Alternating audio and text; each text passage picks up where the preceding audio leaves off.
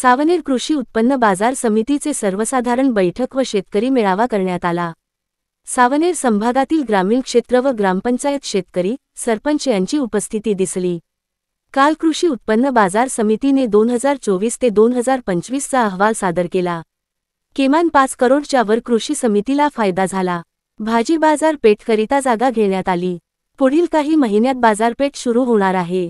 येणारे शेतकरी मित्रांना 10 रुपयात पोटभर जेवण मिळणार आहे। शेतकऱ्यांचा बैल मेल्यावर त्यांना 15,000 ची मदत मिळणार असे मत सावनेर कृषी समितीचे सभापती रवींद्र चिखले यांनी म्हटले।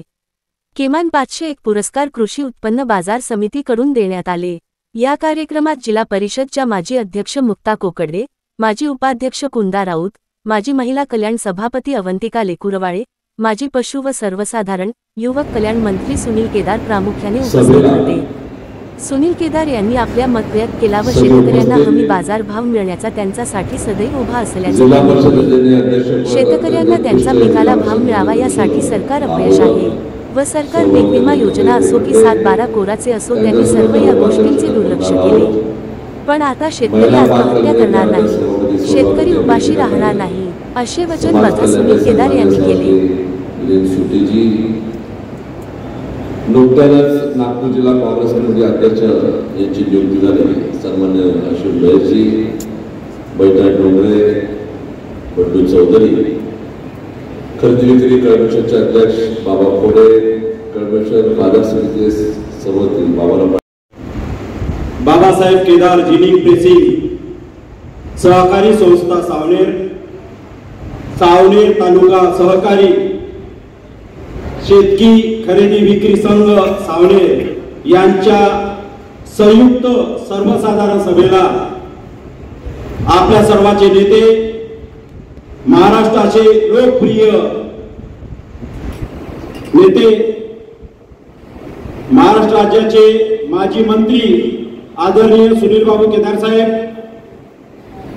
त्याचबरोबर माजी जिल्हा परिषद अध्यक्षा मुक्ताताई कोकटे, माजी उपाध्यक्षा जिल्हा परिषद कुंदाताई राऊत, महिला बाल कल्याणच्या सभापती माजी सौ अवंतिकाताई लेकुरवाळे, या ठिकाणी उपस्थित असलेले नागपूर जिल्हा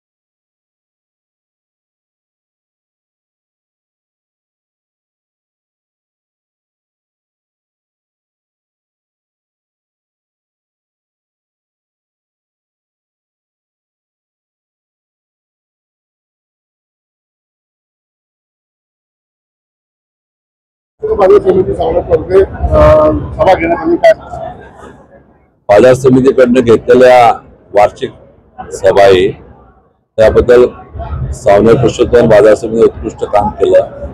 सभापती संचालक मंडळाचं अभिनंदन आणि शेतकऱ्याला मदतीचा हात देण्यासाठी बाजार समितीने आपल्या स्वतःची आर्थिक तरतूद उचलून पुढे जास्त केली पाहिजे अशा प्रकारची भूमिका आणि विचार मांडतो। सोबतच शेतकऱ्याला अन्नधान्य ठेवण्यासाठी मोठे कोठार गृह तालुक्याच्या इतर ठिकाणी करण्याची समजा व्यवस्था करण्याचा विचार असेल तर नक्कीच केला पाहिजे अशा प्रकारचं त्या ठिकाणी सूचना आहे।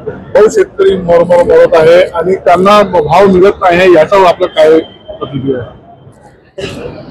सरकारचं टोटल शेतकऱ्याकडे बघण्याचा दृष्टिकोन हा अत्यंत नकारात्मक आहे। या देशामध्ये आज शेतकरी खतासाठी वनवन भटकतो, या देशामध्ये शेतकरी स्वतःच्या मालासाठी भटकतो, या शेतीला पाणी उपलब्ध होत नाही, या शेतकऱ्याला त्या ठिकाणी त्याला पिकवलेला जो भाव आहे तो परदेशात पाठवण्यासाठी व्यवस्था नाही. पण हे सरकार वेगळ्याच विचारात आहे.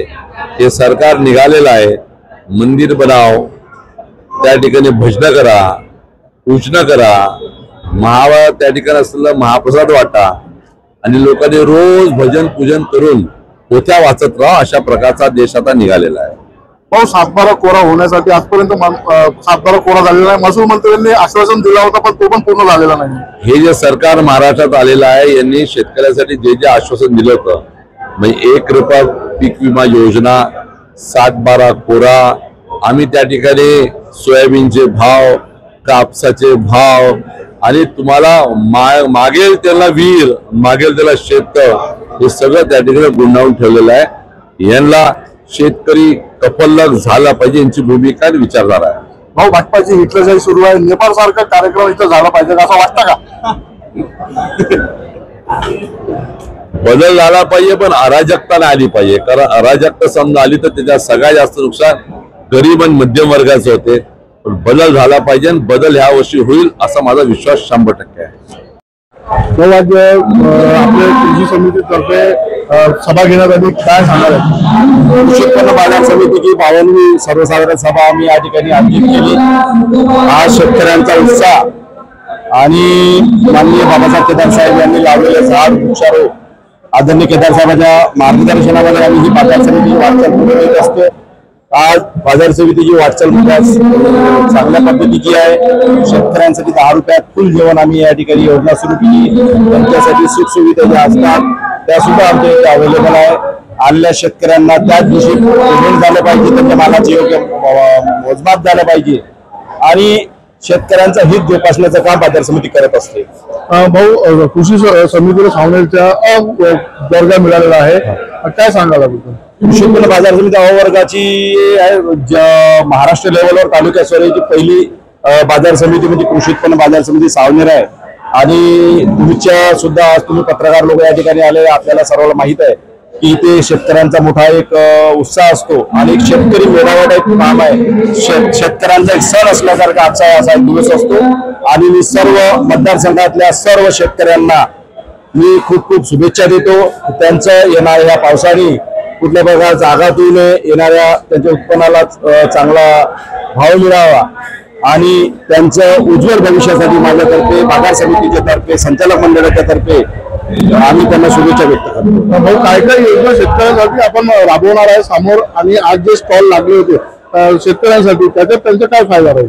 शेतकऱ्यांसाठी असं आहे की कृषी साधने कसे असतात, अत्याधुनिक साधने त्यांना अवगत झाले आणि तालुका लेवलवर येऊन एखाद्या ठिकाणी आमची आज 29 स्टॉल आम्ही त्या ठिकाणी लावले आणि प्रत्येक शेतीच्या संबंधित उत्पादन असो, औषधी असो, कुठले फवारे करायला पाहिजे, कुठले साधने असावी याच्यामध्ये प्रदर्शनी होती आणि ती प्रदर्शनी खूप सुंदर पद्धतीने झाली.